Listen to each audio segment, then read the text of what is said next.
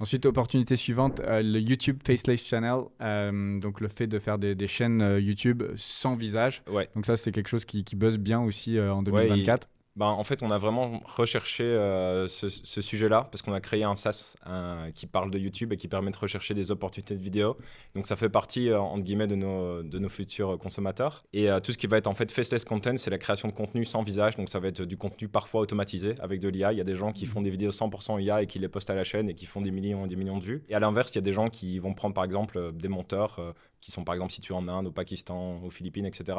et qui vont faire monter des vidéos avec des belles animations de A à Z. Et l'idée, en fait, ça va être de, par exemple, faire une chaîne qui va parler que de F1. Donc, en fait, il y a des gens qui vont reprendre des images de la F1 du dernier week-end. Ils vont faire les highlights, ils vont analyser, je sais pas moi, la manière dont, je sais pas, peut-être Lewis Hamilton a tourné ou quelque chose comme ça. Ils vont créer en fait toute une chaîne de contenu, ils vont poster du contenu à la chaîne comme ça sans jamais montrer leur visage. Et l'idée en fait c'est de faire des millions de vues et de juste gagner de l'argent avec le AdSense de YouTube. Donc c'est un business qui monte là depuis 2-3 ans. Il y a vraiment beaucoup plus de contenu sur YouTube qui devient de plus en plus faceless.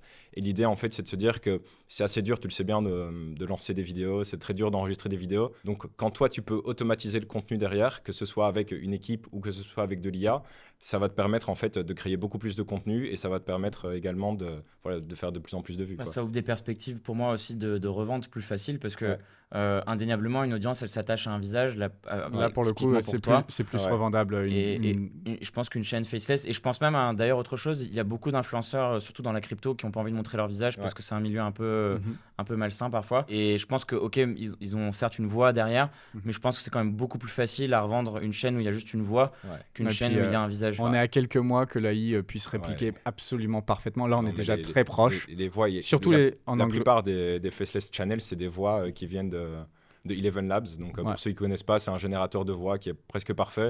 Et il y a des voix, nous on a créé ta voix, on a fait des pubs avec et elle fonctionne en réalité. Donc, et encore, c'est pas parfait, mais alors les voix qui sont proposées directement dans l'app, par contre là, elles sont presque parfaites. Et il y a des gens qui créent des livres audio avec ça, il y a des gens qui créent des chaînes YouTube de A à Z. Donc il y a même plus de problème de faire sa propre voix. Donc, on peut vraiment donc, en termes de tout créer de A à Z avec de l'IA presque. Davantage de ce business, on peut le créer avec zéro. Ou très peu, très peu d'argent. Je pense moins de 500 €, on peut créer sa première vidéo. Il faut bien se former. Bon, après, ça, de toute façon, c'est toujours la même chose. Il faut avoir de la patience, il faut vouloir le faire. Il faut quand même être un peu smart, savoir les sujets qui marchent, utiliser des applications comme TubeRocket pour voir un peu les tendances. Ça va être la recherche, en fait, de savoir sur quoi se lancer est plus important que des fois la réalisation. Exactement. Inconvénient de ce business model que je vois, la chasse à l'AI, parce que forcément, il y a plein de gens, moi y compris, regarder une vidéo qui a été faite en AI, je le repère en 3 secondes et je peux pas le regarder. C'est vrai que moi aussi. Pas toujours, ça dépend. La plupart des gens, il y a des vidéos qui sont 100% AI, qui sont, là on les repère assez facilement. Mais ce qu'il faut se dire, c'est qu'il y a des vidéos qui sont en partie de l'AI. Mais le bounce rate sur les vidéos en AI doit être énorme. Parce que ça m'arrive qu'il y a des trucs qui rankent bien. Putain, c'est exactement ce que je cherchais, le sujet et tout. Je suis dessus et j'arrive pas à écouter ça. Mais je pense que ça, c'est les vieilles vidéos en AI. Mais après aussi, il y a un truc générationnel. Parce que là, dites-vous que les gens qui ont 15 ans aujourd'hui, qui auront 25 ans dans 10 ans, déjà l'IA sera 100 fois mieux. Et juste pour eux, ce sera normal d'avoir un contenu qui est généré par de l'IA. Et s'il est qualitatif, ils vont le valoriser de la même façon qu'un autre contenu. Et ils auront grandi avec ça aussi. Je pense que ça ira plus dans le bon sens de ce côté-là. Et je pense à l'inverse que les gens qui sont des fois plus âgés et qui n'arrivent pas à faire le discernement entre du contenu AI et du contenu qui n'en est pas. Je pense que nos parents, on leur fait écouer une vidéo en AI.